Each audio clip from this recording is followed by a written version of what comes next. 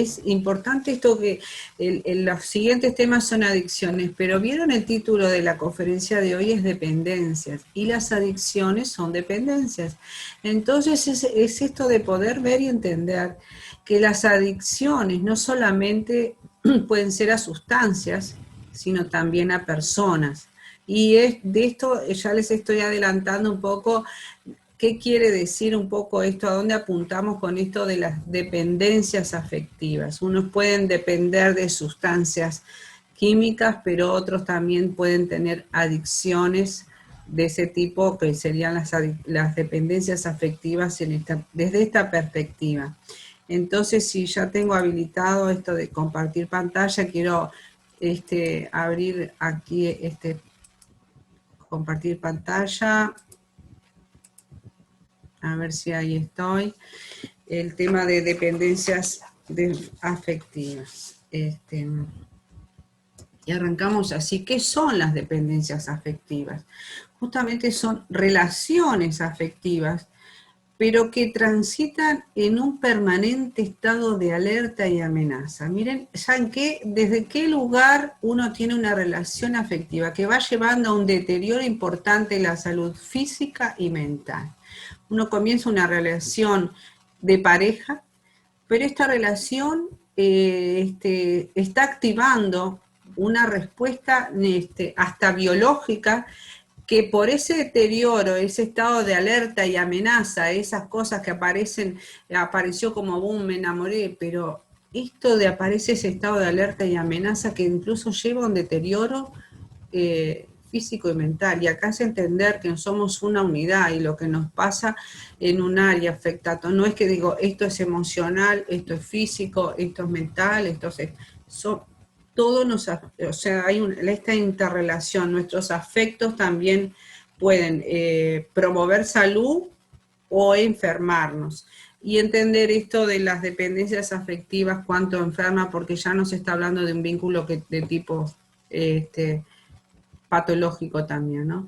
Son relaciones de las que resulta muy difícil salir, porque a veces uno ve situaciones de pareja y uno dice, pero ¿por qué siguen en ese vínculo?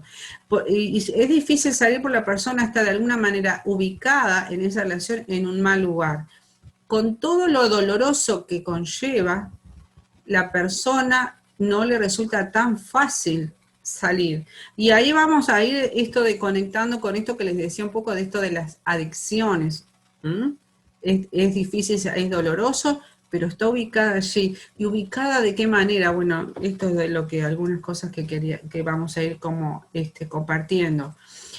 ¿Por qué la persona se ubica en ese mal lugar? Esta es una persona con determinadas características, tiene una necesidad extrema de afecto, que se caracteriza por una alta intensidad para anestesiar el vacío. ¿Qué quiere decir esto? Esa necesidad es tan fuerte, necesito anestesiar esta sensación de vacío que no puedo más. Entonces, esa necesidad tan fuerte de afecto hace que uno, entre relaciones de pareja o de otros vínculos, pero que están caracterizados por una necesidad muy fuerte de anestesiar un vacío. Uno piensa, ¿qué es esa necesidad de vacío que no puedo soportar, pero que me lleva a un vínculo que también genera dolor? Y ante esa situación prefiero sostener un vínculo, y hay un terror hasta enfermizo de que se pueda romper esa relación. Por eso a veces nos parecen tan difíciles de pensar por qué siguen algunas parejas sosteniendo una relación, pero hay ese miedo a una ruptura, porque uno siente, sin vos me muero, sin vos no puedo seguir, sin vos no puedo existir, mi vida no tiene sentido sin ti. Entonces esa sensación de que si en el otro no existo, a pesar, y esta es la característica, a pesar del dolor que conlleva. Entonces eso que lleva esa persona que está ubicada en un mal lugar, esas relaciones no son simétricas, no son de respeto, no son de entendimiento, son relaciones idealizadas, no son recíprocas. Un verdadero amor es donde hay un ida y vuelta de respeto, de reciprocidad, pero acá hay alguien que está en una posición idealizada y la otra persona sometida de alguna manera. Hay una incondicionalidad a esa persona de la cual se enamoró, que está tan idealizada, que esa actitud incondicional fomenta el trato abusivo del otro, ¿no? Y es la ilusión hay ilusión o autoengaño y poca o ninguna aceptación de la realidad. La persona en ese estado como de anestesia para identificar otros factores, la realidad no la ves, como que esas relaciones que uno dice como de amor-odio, ¿no? Y por eso son vínculos adictivos. Fíjense cómo funciona la adicción a una sustancia. El consumo, ya sea de droga, de alcohol, me hace mal, pero no la puedo dejar. Me hace sentir bien por un breve momento de euforia. Me sirve para escapar el dolor. Los que han padecido algún tipo de adicción a sustancia o tienen personas cercanas con temas de adicciones, saben esto que genera esta situación de que saben que le hace mal, pero te prometo que voy a dejar y voy a abandonar, esta es la última, pero sin embargo llega ese momento donde necesito y esa euforia que provoca anestesia, el dolor, escapo del dolor. Bueno, esa forma de relación con una sustancia es lo que se da también en este tipo de vínculos adictivos de dependencia afectiva. Esa pasión es destructiva. ¿Por qué? Porque comienza, ¿de qué manera comienza? Muchas veces extremadamente placentero. Lo vi y me enamoré. Encontré el amor de mi vida. Ese amor es intenso, es pasional y esa sexualidad compulsiva. Se vieron, se enamoraron y ya empezaron a convivir o lo que sostiene la relación es ese apasionamiento, esa fogosidad, pero que de pronto no tiene otra consistencia que mantenga el vínculo. La otra persona tiene esas características de adicto, banco cualquier cosa con tal de que esté al lado. Es la falta y la ausencia insoportable lo que le hace más adictivo. No puedo estar sin él, pero me muero sin él, pero este amor me está enfermando, ¿no? Y hace pasar al amante de la esperanza a la desesperación. Se pasan momentos excitantes, pero después la desesperación de todo lo que genera el conflicto de la relación en sí, por eso de la asimetría, por eso de la relación abusiva, porque se da un doble discurso. Te amo pero te maltrato, genera la incertidumbre y esa ambigüedad, es capaz de repente de grandes cuidados, de grandes regalos, de grandes atenciones, de ternura y de luego herir con violencia con las expresiones más duras, más degradantes, y uno dice, ¿por qué una persona puede soportar eso? Porque, pero es tan bueno, si me dijo que me ama, mira lo que se gastó en este regalo, pero sin embargo te dice y te destrata y eso está hablando de ese vacío tan grande que anestesia esos momentos breves, pasionales, que toleran otras cosas, ¿no? Y es una relación que nunca se calma, ¿no? Que queda como en un estado como de zozobra, nunca sabes qué va a pasar mañana, o cuándo va a saltar algún conflicto, pero igualmente se sostiene en el tiempo. Por eso esas situaciones de pasión y de dolor que conviven. Pensemos esto que pasa con el consumo de sustancias también. La relación con la otra persona es usada como esto de un alterador del estado de ánimo. Y justamente tiene como objetivo esto de anestesiar emociones intolerables. ¿Qué emoción intolerable? No puedo estar sola. Prefiero esto antes de pasar solo, antes de sentir que no me quieren, prefiero tolerar esto. Ese vacío, esa necesidad de ser reconocido, de ser mirado, a pesar de... Es un comportamiento que no se puede tener justamente aún habiendo estas consecuencias negativas de humillación, de rechazo, de maltrato, de malos tratos, de malas miradas, de situaciones de desamor. Entonces uno piensa, bueno, ¿cuáles son los conceptos de amor que una persona tiene para decir y cómo se fue gestando? Las personas muchas veces que están en un vínculo así no quieren buscar ayuda por temor a tener que terminar su relación. Les da vergüenza o les da culpa decir lo que pasa, pero Pero si se enteran, a veces vienen personas después de mucho, mucho tiempo de pasar mal, y uno plantea, pero nunca se animó a hablar ni a pedir ayuda por vergüenza, por temor, pero no podía tolerar verse solo y por miedo a terminar una relación prefieren soportar el maltrato, ¿no? Se excusan o se justifican para sostener por qué uno sigue en un vínculo así. Y cuando uno realmente toca a fondo es cuando piden ayuda. Volvemos a ver estas cosas de paralelismo, de coincidencia con el tema de las situaciones de las adicciones, ¿no? Y es una relación que va increciendo, diríamos, ¿no? Porque la persona primero toleró una mirada de menosprecio, después toleró un grito, después llegan a tolerar insultos, maltrato, hasta maltrato físico. La tolerancia va con tal de que no me deje, ¿qué voy a hacer si se va? Prefiero aguantar, tal vez tiene razón en lo que me dice, se aceptan cosas que antes no se aceptaban y se empiezan a aceptar y uno va, dice, ¿cómo cuando arrancaron? Pero ahora tolera cada vez más y se van corriendo esas fronteras del límite. La persona con una dependencia afectiva le cuesta mucho esto de poner el límite, decir basta hasta aquí, no. Y entonces uno va naturalizando esas conductas, aceptando que es así, pero igual me quiere. Y son relaciones que se hacen cada vez más peligrosas. Si nosotros pensamos hoy por hoy en lo que abunda todos los días en los noticieros, en las situaciones de violencia, en los feminicidios, uno piensa en este tipo de vínculos, ¿no? Donde se fueron naturalizando esas relaciones y ese circuito de luna de miel y de maltrato, de reconciliación, hasta que se genera toda una tensión y vuelve el estallido del maltrato, y se hacen cada vez más peligrosas. Y aún viviendo en situaciones así peligrosas, esto que les decía, la persona está ubicada en un mal lugar y qué difícil que le es salir por este tema de no poder ver y entender y porque están anestesiando otros tipos de dolor, otro tipo de vacío, otro tipo de carencia. Entonces pensamos, ¿cuál es la característica de las personas que entran en vínculos así? Y es ahí donde empezamos a ver la persona y su historia. Muchas veces las cosas que no hemos resuelto y no hemos sanado de nuestra historia de vida, la historia es volverla a repetir. Y historia no sanada es historia repetida, historia no aprendida es historia repetida.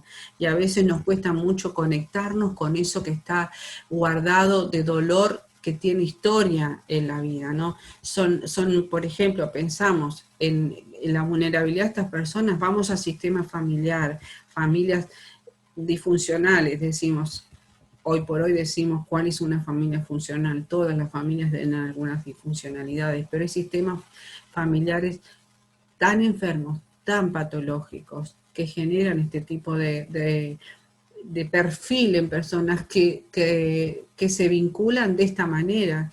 Entonces, personas que asumen responsabilidades de adultos.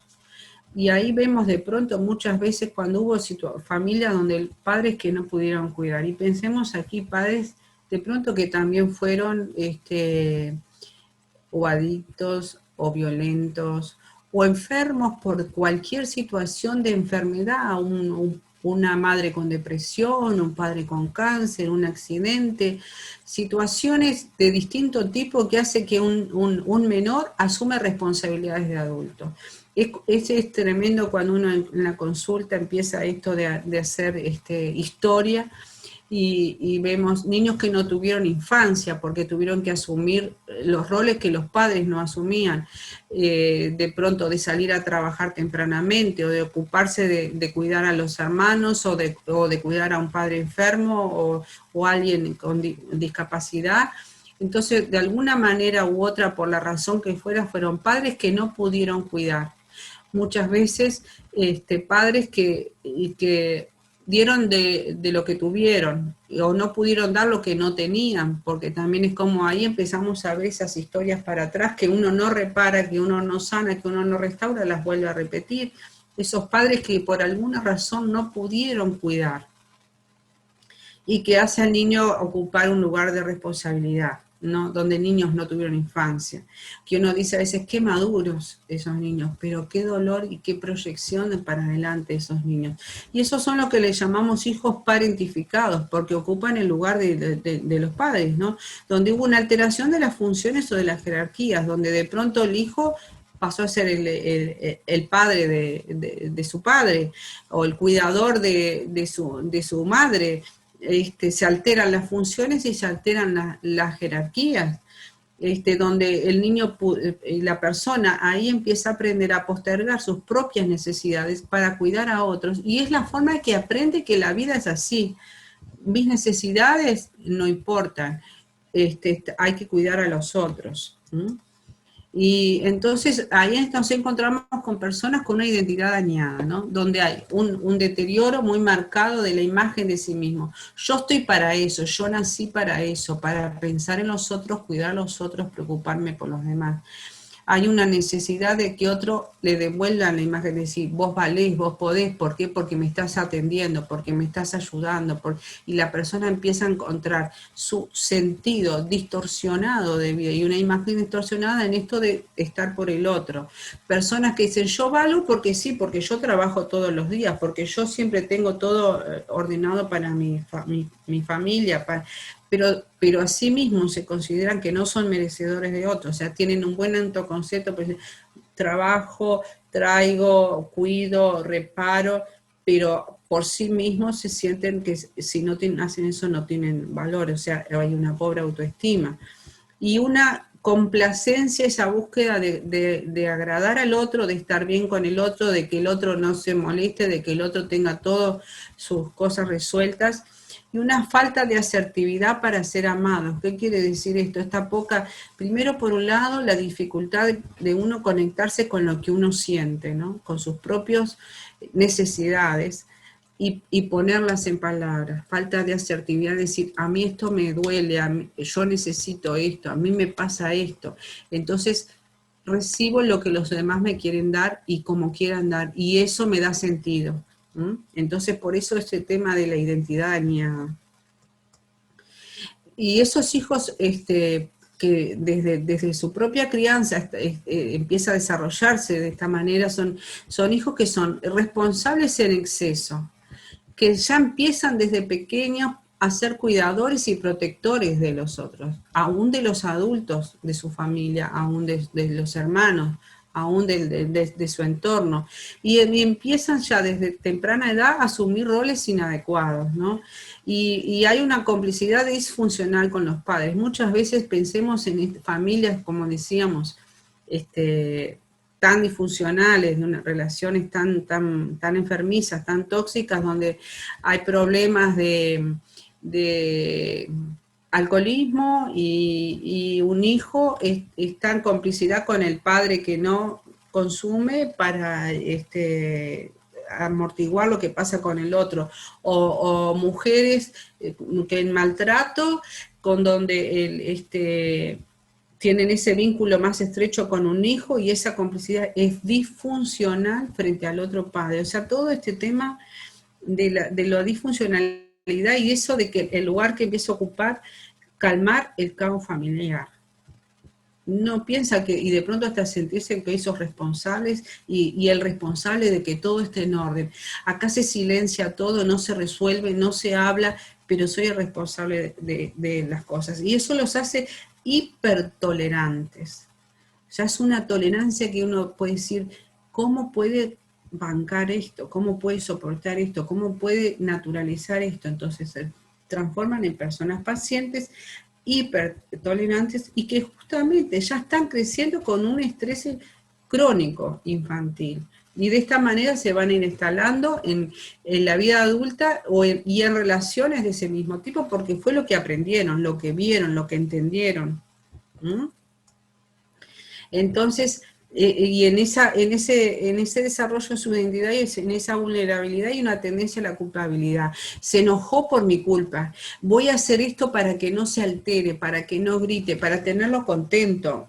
tendencia a la culpabilidad, si si explotó, claro, porque no tuve las cosas prontas a la hora como me dijeron, o no le respondí lo que esperaba. Entonces, no es capaz de ver, y del otro lado, ¿no? Entonces, esa hipertolerancia aún al dolor emocional, por eso ese tema de la falta de asertividad, de no poder poner en palabras lo que siente, y el dolor emocional se tolera en demasía y se pasa a naturalizar.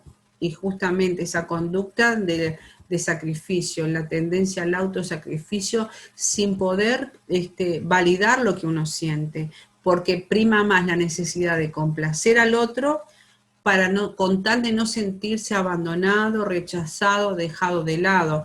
Por lo menos desde ese lugar de complacer al otro tengo un lugar de reconocimiento, me necesitan para algo, justamente avalado por esa pobre autoestima. Para otra cosa uno no sirve, sino para que el otro esté contento. Entonces desde ahí me van a mirar, me van a necesitar, me van a buscar. Y ese apego es ansioso, porque mientras les sirvo, tengo que estar siempre a la orden con tal de que no me abandonen, con tal de que no me dejen, con tal que no me deje de tener en cuenta. Y lleva esto de asumir lugares de responsabilidad, y son esos niños que de niños fueron adultos, pero después de adultos son niños en una cantidad de aspectos, porque no maduraron y porque no por su pobre autoestima también. Entonces, en esa vulnerabilidad, lo que predispone son esas fallas en ese vínculo primario de madre e hijo. Por eso es tan importante el tema del apego, de los vínculos de apego, que eso va contribuyendo a la elaboración de una sana autoestima o una autoestima dañada, el primer vínculo filial de la madre y el hijo, esa madre que se conecta con ese bebé, que abraza. Hoy mismo estaba en una consulta donde la persona me decía,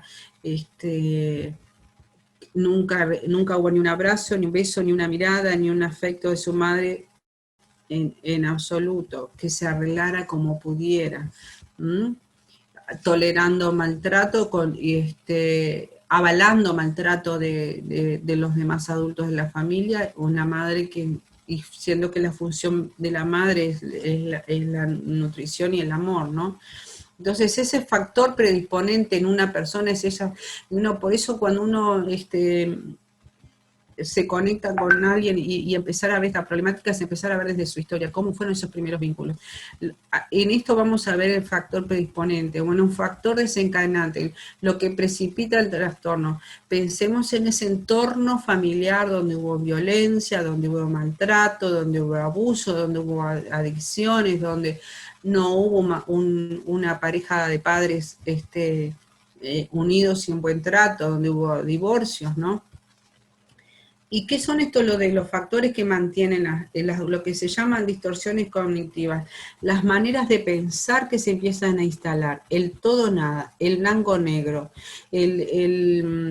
esto funciona de esta manera porque yo tengo que siempre portarme, si no me porto bien, esto es por mi culpa, y empiezo a tener un sistema de creencias que basan mi manera de comportarme muy erróneo, muy irracional, donde todo lo deposito en una manera de ver muchas veces descontextualizada la realidad, y donde me cuesta realmente discernir las situaciones reales, y por eso esto de las distorsiones de la percepción, distorsiones en nuestra manera de razonar y de evaluar las cosas, ¿no?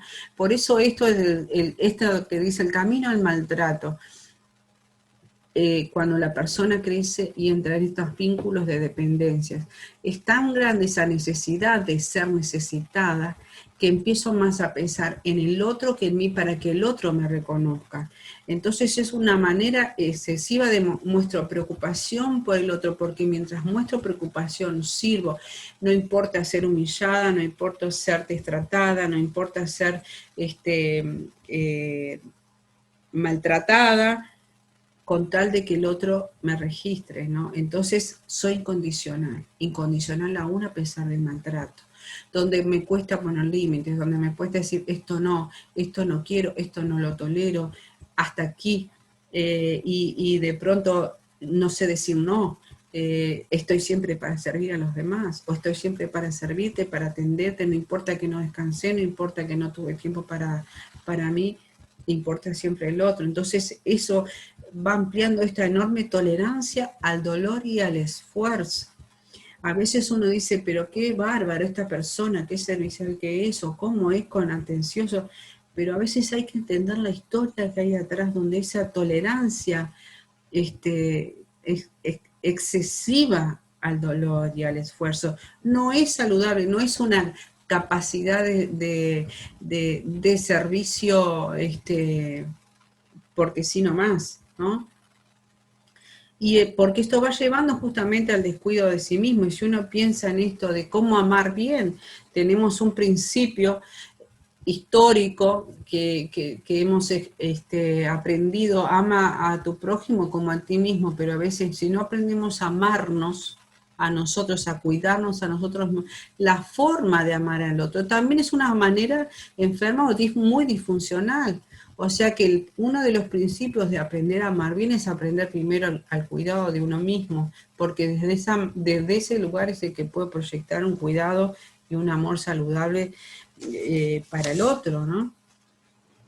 Entonces, este tipo de personas, este hijo parentalizado, esta persona que ha aprendido hasta a tolerar el maltrato, ¿a quién personas va a buscar como pareja? Porque uno dice, pero ¿cómo fue a elegir a esta persona? ¿Cómo fue a tolerar? Entonces, ¿a quién busca? Me enamoré de quién, de personas irresponsables e infantiles.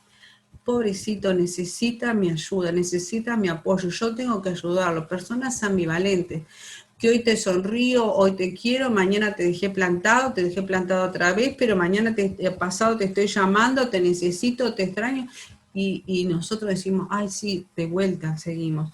Entonces, personas muchas veces adictos, manipuladores y perversos, narcisistas, incapaces de pensar en el otro, ni de pensar en el bien del otro, mezquinos y evitativos.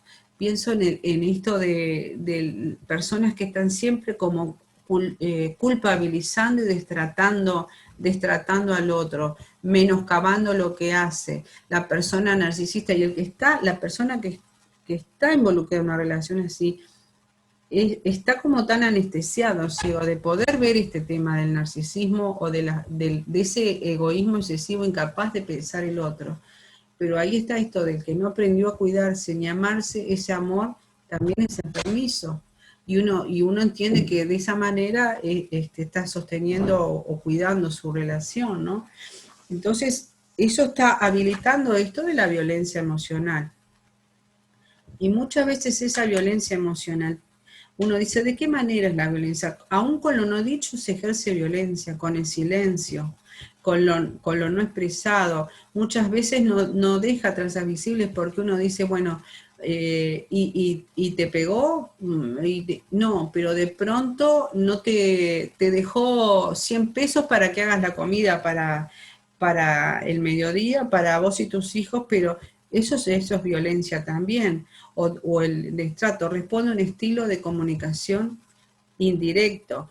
No te planteo las cosas claramente, pero siempre te estoy desmereciendo. Muchas veces te dice una cosa y dice, pero no me entendiste, y te dije otra, y la persona queda confundida y dice, sí, tenés razón, seré yo el que me equivoqué, y la persona es manipuladora, y ahí hay violencia emocional, porque su lenguaje no es claro, y la otra persona sigue pensando, sí, él tiene razón porque él es más inteligente, porque él le va bien, pero yo soy la que siempre me equivoco, tiene razón. Y es tan difícil a veces en muchas, más que nada en mujeres, ¿no? Ver esta cosa de darse cuenta, ¿no? De pronto empieza a decir algo, pero por lo bajo está el menoscabo, o las miradas de desprecio, son todas formas de violencia emocional, que el que está en ese ambiente no lo discierne, lo ha naturalizado, lo hace como que esto es común y esto pasa en todos lados. difícilmente solo una persona lo puede ver. Cuando hay, por eso esto de lo invisible, a veces solamente con un lenguaje gestual que descalifica, con lo que si no haces esto te la vas a ver luego, esos tonos que intimidan con una mirada severa o una voz imperativa, en la ironía, en las amenazas que están veladas, cuando la lectura del pensamiento, que es esto, si vos sos siempre la misma, yo sé que vos estás pensando mal de mí, y está el que gobierna al otro con esto de que vos pensás esto, y digo, ¿cómo sabés si yo no dije nada de eso? Pero el otro asume el lugar como leyéndole el pensamiento, y así son vínculos enfermizos que son un círculo vicioso difícil de salir, donde hay doble mensaje, donde hay descalificación, donde hay desvalorización, y que de esta manera cómo se va esto naturalizando el maltrato, ¿no? Donde ya no es percibido porque esto es así, porque las personas no tienen registro de otra cosa. A veces pensemos en esto que les decía del perfil de un niño parentalizado donde vivió en un contexto de maltrato, donde eso es lo único que vio, no hubo otra cosa. Entonces no piensa ni puede imaginarse que pueda haber otra forma de relacionarse en familia o relacionarse con una pareja, relacionarse con otros, porque no hay conocimiento. Por eso era lo que les decía, esto de anestesiar un vacío de muchas cosas buenas. La víctima de este tipo de violencia tiene su psiquismo invadido por el otro, por lo que el otro dice, porque ya no puede pensar por sí mismo. Todo lo que lo dice se siente como cuestionado y bueno, y tendrá razón, si me dice eso, capaz que es así, yo no me doy cuenta. Y la persona está tan como bloqueada que le cuesta hasta poder discernir y ser asertivo en decir, sí, a mí me pasa esto, no, validando al otro y en la dificultad de identificar lo que a uno mismo le pasa. Y uno piensa, bueno, ¿y cómo uno puede salir de esto? Porque justamente una persona sola, hasta como veíamos anteriormente, hasta que no toca a fondo, difícilmente una persona por sí sola va a poder salir y decir, me pasa esto. Cuando toca a fondo, o como esto de poder pensar en posibilidades de intervención. Bueno, las redes son tan importantes, ¿no? Los vínculos. Una persona enferma en un vínculo, pero también sana en un vínculo.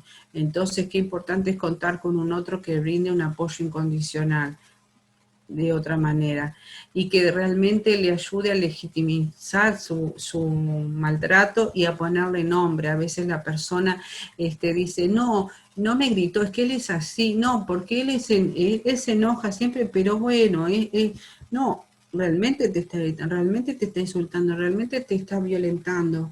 Pero a la persona le cuesta esto de ponerle nombre, de decir las cosas como son, porque hay mucho miedo y porque hay ese temor, ¿no?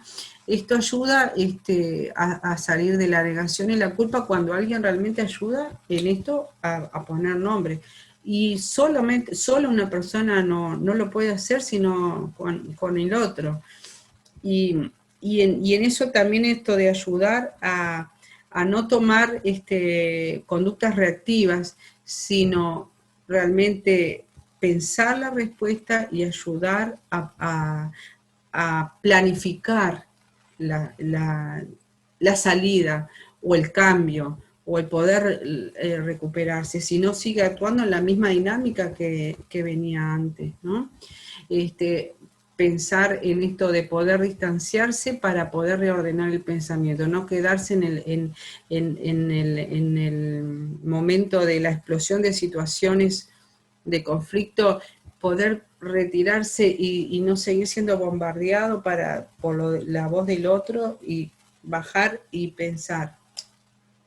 No intentar esto de querer justificar lo que el otro dice o explicar sino poder decir, si realmente me estás gritando, realmente me siento incómoda por lo que me estás diciendo.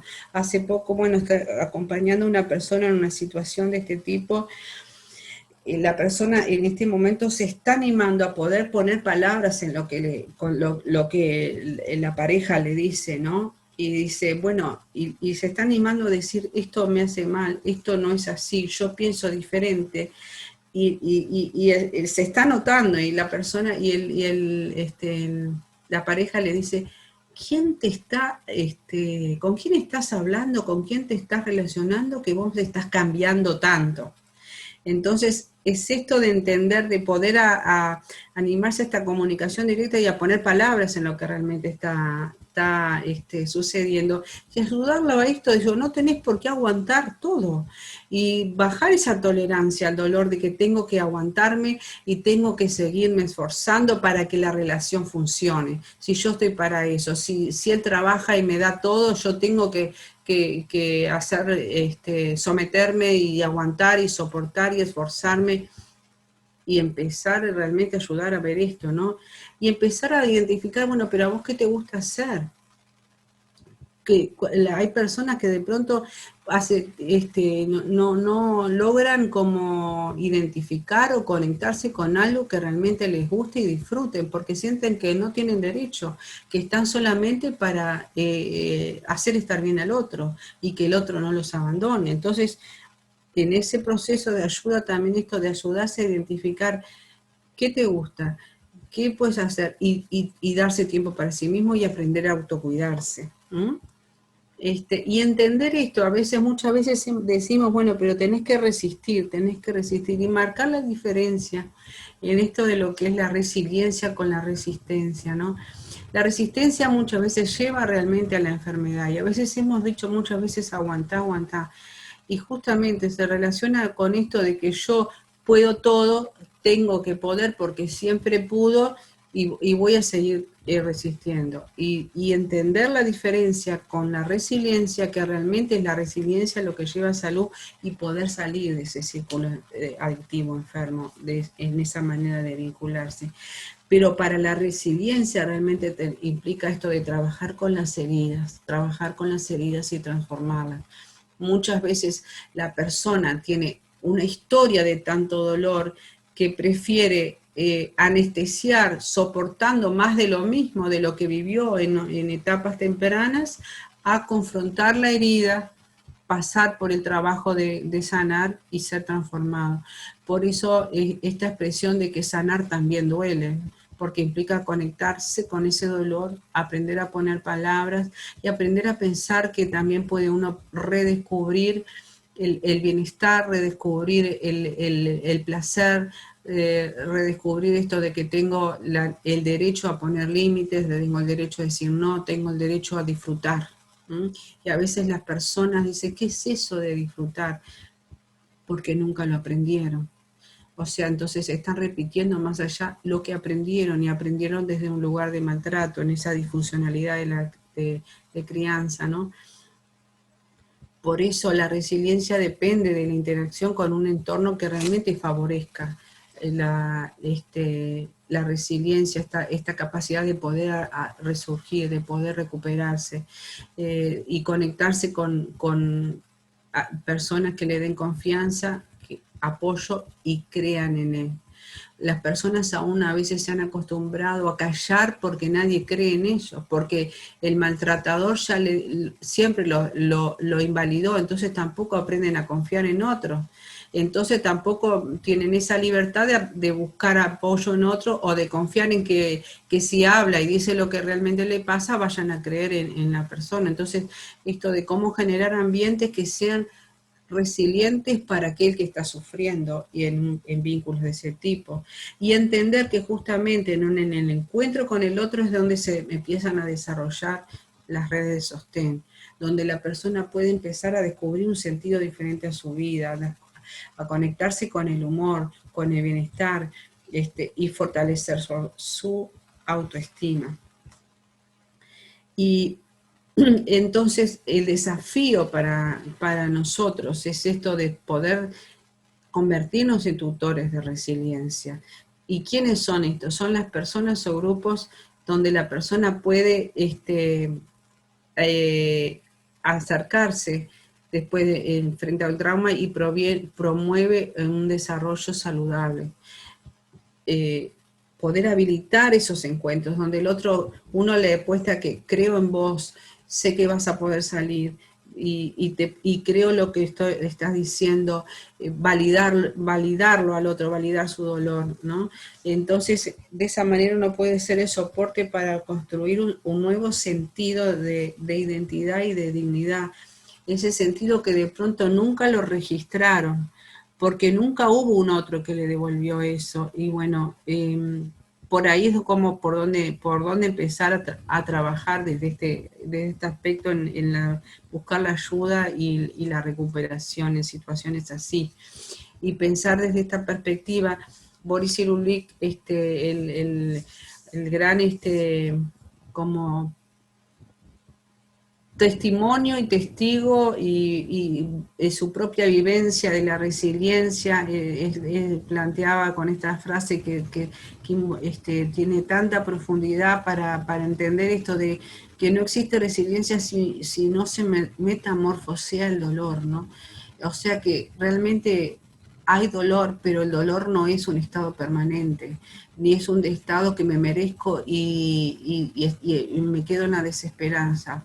Podemos salir cuando a ese dolor se le metamorfosea y se le da un nuevo significado y existe la recuperación, así como van a estar viendo en las próximas semanas el tema de adicciones, el tema de estas dependencias afectivas, es primero para ese proceso de recuperación podernos conectar con ese dolor, darle un nuevo significado y entender que es posible reconstruir, restaurar nuestra mirada de nosotros mismos para vincularnos desde otro lugar, salir de ese lugar donde uno ha estado atrapado, donde uno por distintas circunstancias en etapas de la vida fue lo que aprendió, pero entender esa posibilidad que siempre tenemos de reentender, dar nuevo significado y entender un camino de vida diferente y con sentido y con propósito.